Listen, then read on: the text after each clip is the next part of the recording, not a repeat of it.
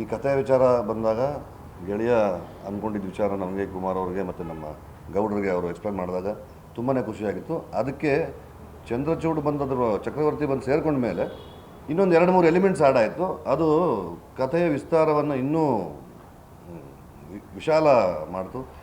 ಆ ವಿಚಾರಗಳಲ್ಲಿ ಅದು ಶಿಡ್ಲಘಟ್ಟದ ಒಂದು ವಿಚಾರ ತುಂಬಾ ಖುಷಿಯಾಯಿತು ನನಗೆ. ಮತ್ತು ಸೆಲ್ವಿಕ್ ರಾಣಿದೂ ಚಂದ್ರಚೂಡ್ ಅವರು ಹೇಳಿದ್ದು. ಈ 2 ವಿಷಯಗಳು ಆ್ಯಡ್ ಆದಮೇಲೆ ಕತೆ ಇನ್ನೂ ಬೇರೆ ಥರನೇ ಒಂದು ಮಜಲ್ಗಳು ತಗಂತು. ತುಂಬ ಚೆನ್ನಾಗಿರೋ ಪ್ಲಾಟ್ ಆಯಿತು. ಸೀನ್ಗಳು ತುಂಬ ಚೆನ್ನಾಗಿ ಬರೆಯೋಕ್ಕೆ ಶುರು ಮಾಡಿದ್ರು. ಒಂದೊಂದು ಸೀನು ಒಂದೊಂದು ಹೊಸ ವಿಚಾರಗಳನ್ನ ಹೇಳ್ತಾ ಹೋಗುತ್ತೆ. ಚೇತನ್ ಲೇಟಾಗಿ ಬಂದೆ ಅಂತಂದರು, ಸಿನಿಮಾಲು ಲೇಟಾಗಿ ಬರ್ತಾರೆ, ಇಂಟರ್ವಲ್ಗೆ ಬರ್ತಾರೆ ಅವರು.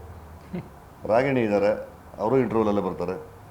ರಚಿತಾ, ನಾನು ಕೆಲವಾರು ಸೀನ್ಗಳು ಈಗ ಡಬ್ಬಿಂಗ್ ಮಾಡ್ತಾ ನೋಡ್ತಾ ಅಲ್ಲಿ ಆ್ಯಕ್ಟ್ ಮಾಡ್ತಾ ನಾನು ಮನೆ ಹತ್ರ ನೋಡಲ್ಲ, ಡಬ್ಬಿಂಗ್ ಮಾಡ್ತಾ ನೋಡಿದಾಗ ಒಂದು 7-8 ಸೀನ್ಗಳಲ್ಲಿ ಆ ಸ್ಪೇಸ್ನ ಎಷ್ಟು ಚೆನ್ನಾಗಿ ಕ್ಯಾಪ್ಚರ್ ಮಾಡ್ಕೊಂಡಿದ್ದಾರೆ ಅಂದರೆ, ಆ ಕ್ಯಾರೆಕ್ಟ್ರಿಗೆ ಆ ಬಬ್ಲಿ ಆಗಿರೋ ಹುಡುಗಿ ತುಂಬ ಏನೋ ಆ ಥರ ಹುಡುಗಿ ಒಂದು ಜವಾಬ್ದಾರಿ ಬಂದಾಗ ಒಂದು ಹೆಂಡತಿಯಾಗಿ ತನ್ನ ಗಂಡನ ಮೋಟಿವೇಟ್ ಮಾಡೋ ಒಂದು ಹುಡುಗಿಯಾಗಿ ಒಬ್ಬ ಅದ್ಭುತವಾಗಿ ಕಾಣ್ತಾರೆ, ಅದ್ಭುತವಾಗಿ ಅಭಿನಯಿಸಿದ್ದಾರೆ. Thank you Rachita, wonderful. Sanju ಅವನೊಬ್ಬ ತೀರಾ ಬಡ ಕುಟುಂಬದಿಂದ ಬಂದಿರೋ ಒಬ್ಬ ಹುಡುಗ. ಎಲ್ಲೋ ಒಂದು ಕಡೆ ಅಚಾನಕ್ಕಾಗಿ ಅವನಲ್ಲೊಂದು ಒಳ್ಳೆತನ ಇರುತ್ತೆ. ಅವನ ತಂದೆ ತಾಯಿಯಿಂದ ಬಂದಿರೋ ಸಂಸ್ಕಾರ, ಒಂದು ಒಳ್ಳೆತನ ಇರುತ್ತೆ ಅವನ ಹತ್ರ, ಎಜುಕೇಷನ್ ಇಲ್ಲ. ಅಂಥ ಹುಡುಗ ಇಲ್ಲಿ ಬಂದೇನೋ ಸ್ಟ್ರಗಲ್ ಮಾಡ್ತಾ ಇದ್ದಾಗ ಅಚಾನಕ್ಕಾಗಿ ನಾಯಕಿ ಭೇಟಿ ಆಗುತ್ತೆ, ಅಲ್ಲಿಂದ ಒಂದು ಪ್ರೀತಿ ಆಗುತ್ತೆ. ಇವನ ಮೇಲೆ ಅವಳಿಗೆ ಅವ್ನು ಇಟ್ಕೊಂಡು ಏನಾದರೂ ಮಾಡಬೇಕಲ್ಲ ಅಂತ ಒಂದು ಆಸೆ ಇರುತ್ತೆ ಅವಳಿಗೆ. ಬಟ್ ಅದು ಪ್ರೀತಿಯಾಗಿ ಕನ್ವರ್ಟ್ ಆಗಿ ಅವರಿಬ್ಬರು ಮದುವೆ ಆಗಿ ಅವನನ್ನು ಮೋಟಿವೇಟ್ ಮಾಡಿ ಅವ್ರ ತಂದೆ ಮೇಲೆ ಒಂದು ಚಾಲೆಂಜ್ ತೊಗೊಂಡು ನಾವು ಬೆಳಿಬೇಕು ಒಂದು ಮಟ್ಟಕ್ಕೆ ಏನೋ ಒಂದು ಆಸೆ ಇಟ್ಕೋತಾರೆ. ಅದ್ರ ಮಧ್ಯೆ ಶಿಡ್ಲಘಟ್ಟದ್ದು ಒಂದಷ್ಟು ವಿಷಯಗಳಿದೆ, ನಮ್ಮ ರೇಷ್ಮೆ ಬೆಳೆಗಾರರ ಬಗ್ಗೆ ಒಂದಷ್ಟು ವಿಷಯಗಳಿದೆ.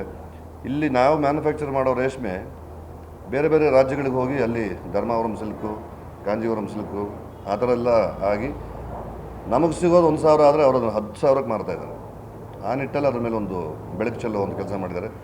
ಸತ್ಯ ಹೆಗಡೆ ಕ್ಯಾಮ್ರಾ ವರ್ಕ್, ನೀವೆಲ್ಲ ಹಾಡುಗಳು ನೋಡಿದ್ದೀರ, ತುಂಬಾ ಅದ್ಭುತವಾಗಿದೆ. ಸತ್ಯ ಹೆಗಡೆ ಜೊತೆಗೆ ನಮ್ಮ ಹೆಲಿಕ್ಯಾಮ್ ಆಪ್ರೇಟರ್ಗಳು ನಮ್ಮ ಸತೀಶ ಮತ್ತು ಸಂತೋಷ್ ಅವರಿಬ್ಬರೂ ತುಂಬ ಚೆನ್ನಾಗಿ ಕೆಲಸ ಮಾಡಿದ್ದಾರೆ. ಶಿಂಷಾ ಸ್ವಿಟ್ಜರ್ಲ್ಯಾಂಡ್ ನೋಡಿ ಎಕ್ಸೈಟ್ ಆಗಲಿಲ್ಲ. ನಮ್ಮ ಆ್ಯಂಟನಿ ನಮ್ಮ ಎಡಿಟರು ಸ್ವಿಟ್ಜರ್ಲ್ಯಾಂಡ್ ನೋಡಿ ಅವರು ಎಕ್ಸೈಟ್ ಆಗಲಿಲ್ಲ. ನಾವಿಲ್ಲಿ ಶಿಂಷಾ ಬ್ಲಫ್ ತೋರಿಸಿದ್ದೀವಲ್ಲ ಒಂದು 2 ಶಾಟು, ಹಬ್ಬ ಎನ್ನಪ್ಪ ಇದು ಹಂಗೆ ಎಕ್ಸೈಟ್ ಆದರು. ನಮ್ಮಲ್ಲಿರೋ ತಾಣಗಳನ್ನ ನಾವು ಬಳಸ್ಕೋಬೇಕು ಅನ್ನೋದು ತುಂಬ ಆಸೆ ಆಗಿತ್ತು. ನಿರ್ದೇಶಕರು ಮತ್ತು ನಮ್ಮ ಕ್ಯಾಮ್ರಾಮನ್ ಆ ವಿಚಾರದಲ್ಲಿ ತುಂಬ ಚೆನ್ನಾಗಿ ಮಾಡಿದ್ದಾರೆ. ನಿರ್ಮಾಪಕರಾಗಿ ಛಲವಾದಿ ಕುಮಾರ್ ಅವರು ಸುಮಾರು ಒಂದು 8-9 ವರ್ಷಗಳ ಗೆಳತನ ನಮ್ಮದು. ಅವರು ನಾಕ್ಷಕರಿಬ್ಬರು ಇಂಜಿನಿಯರಿಂಗ್ ಕ್ಲಾಸ್ಮೇಟ್ಸ್. ಸಿನಿಮಾಗೆ ಏನು ಬೇಕೋ ಅದನ್ನು ಸಂಪೂರ್ಣವಾಗಿ ಧಾರಾಳವಾಗಿ ಮುಕ್ತವಾಗಿ ಅವರು 1-1/4 ವರ್ಷದಿಂದ ಅವ್ರ ಕೆಲಸಗಳೆಲ್ಲ ಬಿಟ್ಬಿಟ್ಟು ಡೇ 1ಇಂದನೂ ನಮ್ಮ ಜೊತೆ ಇದ್ದಾರೆ. ಬಿಡುಗಡೆ ಆದಮೇಲೆ ಅವರು 30 ತಾರೀಕು ಮೇಲೆ ಬೇರೆ ಕೆಲಸ ನೋಡಿ ಕುಮಾರ್,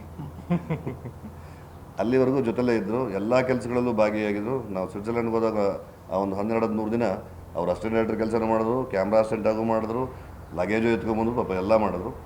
ಚಂದ್ರಚೂಡ್ ತುಂಬ ಚೆನ್ನಾಗಿ ಒಳ್ಳೊಳ್ಳೆ ಮಾತುಗಳನ್ನ ಬರ್ಕೊಟ್ಟಿದ್ದಾರೆ, ತುಂಬ ಒಳ್ಳೊಳ್ಳೆ ಸೀನ್ಗಳನ್ನ ಡಿಸೈನ್ ಮಾಡಿದ್ದಾರೆ.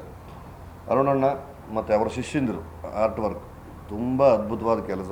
ನೀವು ಅದನ್ನು ಪ್ರತಿಯೊಂದು ಫ್ರೇಮ್ ನೋಡಿದಾಗಲೂ ನಿಮ್ಗೆ ಅದು ಅರ್ಥ ಆಗುತ್ತೆ. ಇನ್ನುಳಿದಂತೆ ಸಂಪತ್, ರಘುವಣ್ಣನ ಬಗ್ಗೆ ಏನು ಹೇಳೋ ಅವಶ್ಯಕತೆ ಇಲ್ಲ. ನಾಣಿ ಇದ್ದಾರೆ, ಅಲ್ಲಿ ನನ್ನ ಮಾವನಾಗಿ ಶರಣ್ ಇದ್ದರು, ಇಲ್ಲಿ ಆ ಪಾತ್ರನ ನಾಣಿಯವರು ಮಾಡಿದ್ದಾರೆ.